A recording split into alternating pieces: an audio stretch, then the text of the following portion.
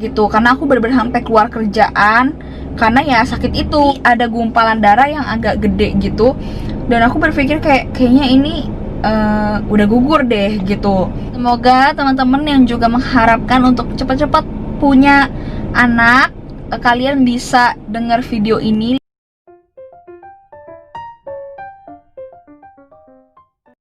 Halo guys, welcome back to my YouTube channel. Kembali lagi dengan aku dan suami aku.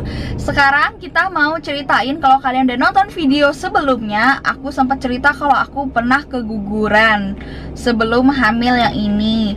Jadi kalau kalian penasaran kenapa aku bisa sampai keguguran, stay tune terus ya. Oke guys, jadi sebelum hamilan ini adalah anak kedua aku, berarti hitungannya kehamilan kedua aku. Jadi waktu kehamilan pertama aku itu, aku bener-bener gak sadar kalau aku itu hamil. Saat itu aku tuh kayak lagi baru keluar dari pekerjaan aku. Dan waktu baru keluar dari pekerjaan aku itu, aku kayak lagi sedang mengalami rawat jalan. Karena aku ada sakit, jadi aku harus minum obat supaya obat itu bisa menghancurkan salah satu penyakit di dalam tubuh aku.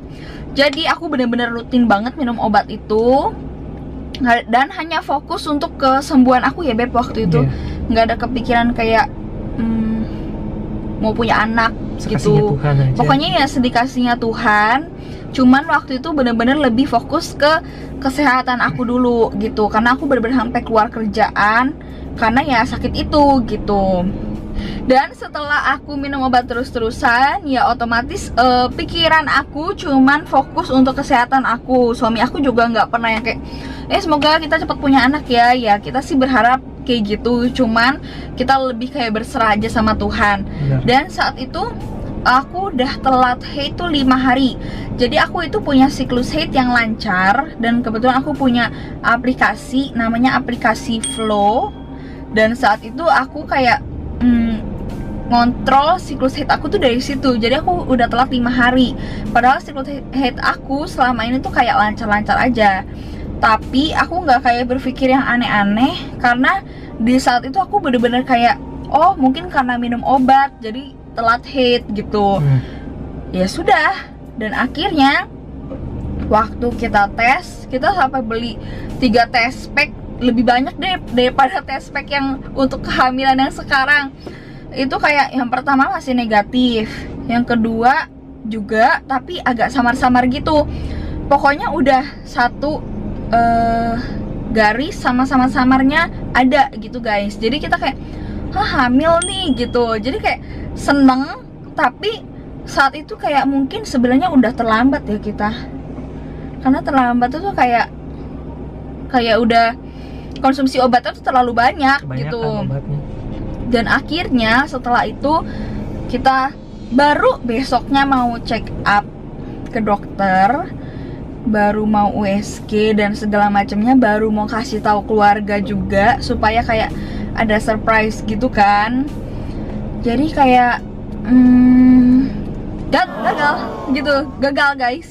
Karena tiba-tiba aku keluar darah banyak, dan kupikir tuh kayak ini haid atau hamil sih sebenarnya gitu, karena mirip-mirip juga, tapi ada gumpalan darah yang agak gede gitu. Dan aku berpikir kayaknya ini udah gugur deh gitu. Jadi aku bener-bener baru taunya tuh ya saat itu.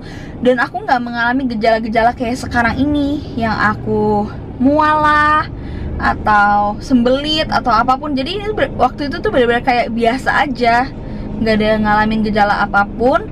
Jadi ya sudah, setelah keguguran itu, dan aku tapi masih positive thinking kalau itu cuma sekedar haid gitu. Dan akhirnya aku bilang ke keluarga aku kalau kayaknya aku tuh keguguran. Akhirnya kita ke USG, ke dokter, dan di dokter juga dibilangin kalau seandainya itu emang benar-benar keguguran. Tapi puji Tuhannya, karena dia mungkin masih cuman kantung, makanya itu keluar juga gitu guys. Jadi ya udah keluar begitu aja.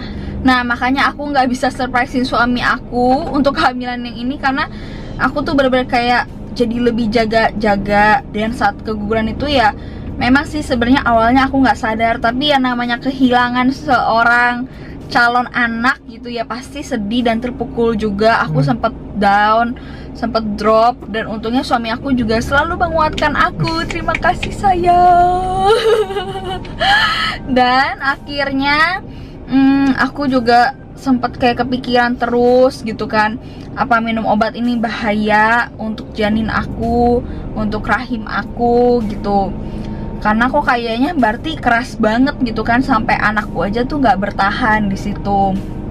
Tapi akhirnya dokter yang cek aku pun juga bilang kalau seandainya kamu lebih baik fokus ke kesehatan kamu dulu aja gitu, supaya sehat gitu. Kalau udah sehat, otomatis anak kamu juga sehat dan kuat gitu kan. Dan akhirnya dari situ kita kayak oke, berusaha untuk bawa semuanya happy, mengalir aja.